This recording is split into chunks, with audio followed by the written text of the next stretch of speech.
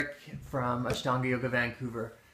Derick, you've been doing Ashtanga for 15 years. Can you tell us how you started and what the physical and mental benefits you've discovered as you've practiced?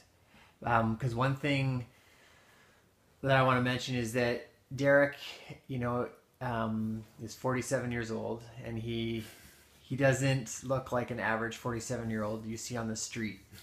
And so it's kind of amazing to see different people practicing in the shala, and how youthful and how much life and energy they can maintain as they get older. So Derick, can you just talk a little bit about how you got started, and then how you're feeling these days, and how the practice has influenced that, and what it's done for you?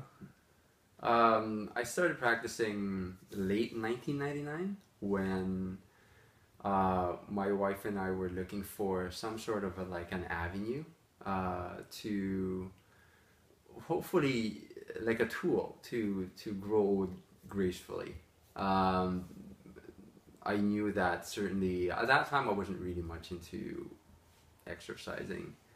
I was pretty much busy in the corporate field, smoking like almost a pack a day. Wow. And then my wife, she was the one who actually suggested doing yoga.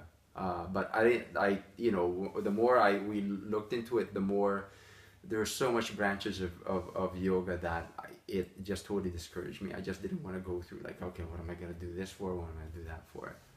And then we discovered Ashtanga yoga, which happens to have, it says, okay, it's just a series that you do over and over again.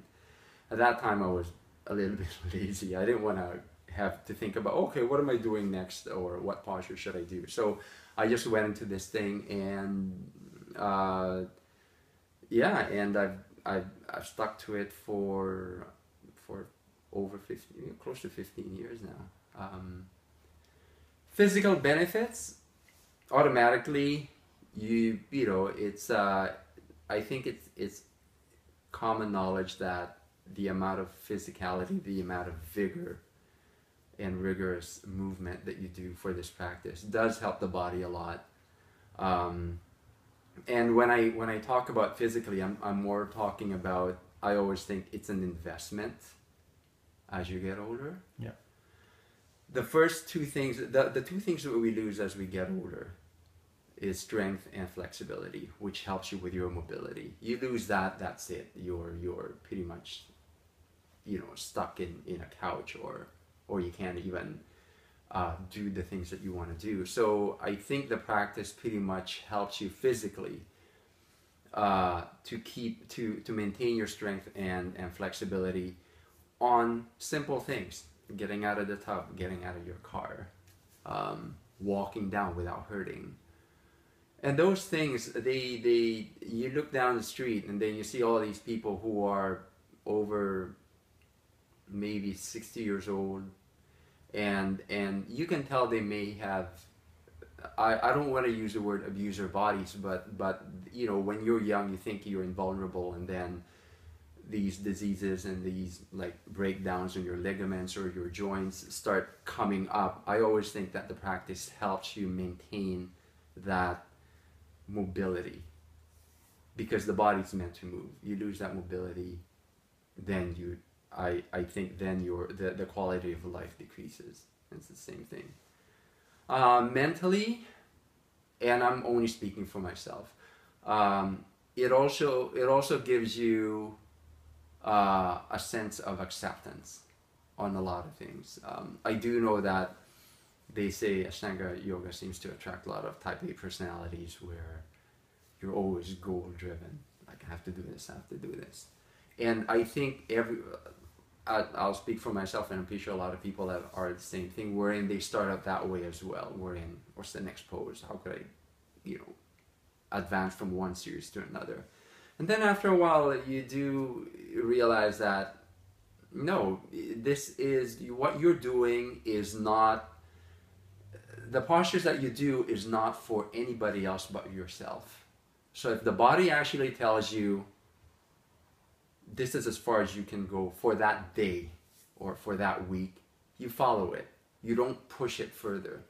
Because I always think Ashtanga yoga can be used beneficially, but it can also be used dangerously. And it all depends on the individual as to how he uses it. And of course, teachers come into play as well. The teachers can push someone to go further, but there's also a matter of pushing where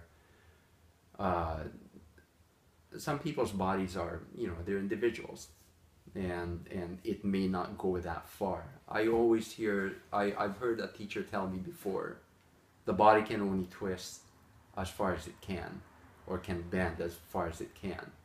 And you don't want to push it further. Now, and it becomes a seasoned practitioner or a seasoned teacher that would know where that boundary lies without having to push them further. And that's why it's so important to not only listen to your own body, but have a good teacher to tell you where your limits are. Because, some people may think that, okay, this is as far as I can go, but then the teacher knows that no, you can go further. It may be just an emotional blockage or a mental blockage that's keeping you from progressing. And I think in a way it takes years to develop that sense of confidence as to where your body can go, and comfortability as well. Yeah. Yeah.